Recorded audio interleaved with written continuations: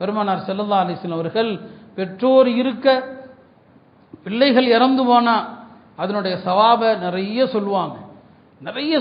பெற்றோர் இருக்கிறாங்க ஹயாத்தா, பிள்ளைகள் முன்கூட்டி இறந்துட்டாங்கன்னா அந்த பிள்ளைகள் இந்த பெற்றோரை சொர்க்கத்துக்கு அழைத்து செல்லாமல் விடவே மாட்டாங்கன்னு சொல்லுவாங்க. எந்த அளவுக்குன்னா, குறை மாத கற்பத்தில் சில குழந்தைகள் இறந்து போயிடும். குறை மாதத்தில் அந்த குழந்தையை பற்றி ஒரு ஹதீஸில் பெருமானார் சொல்லுவாங்க, அந்த குழந்தையின் பெற்றோர்கள் அவங்க செய்த பாவத்திற்காக நரகம் முடிவு செய்யப்பட்டிருக்கும்.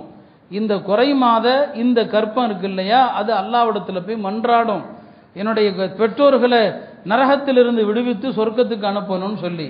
இப்போ அல்லாஹ் அந்த குறை மாத அந்த சிசுவை பார்த்து சொல்லுவான், ஐயுஹல் முராகிமு ரப்பஹு அதுஹில் அபவைக்கல் ஜன்னா, தன்னுடைய பெற்றோருக்காக வாதாடுகின்ற இந்த குறை மாத சிசுவே உன் பெற்றோர்களையும் சொர்க்கத்துக்கு அழைத்து செல் என்று அல்லாஹ் சொல்லுவான்.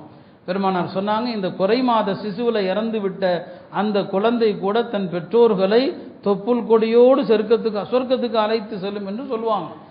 ஒரு குழந்தை இறந்தாலும் சரி, 2 குழந்தை இறந்தாலும் சரி, அவங்களுக்கு சொர்க்கம் வாக்களிக்கப்பட்டது முஸ்லிம்களாக இருந்தாங்க அப்படின்னு சொன்னால் அவங்க சொர்க்கத்திற்குரிய மக்கள். இந்த இடத்துல நாம் இந்த குழந்தைகள் விஷயத்தில் நடக்கிற தவறையும் பார்க்கணும். ஒரு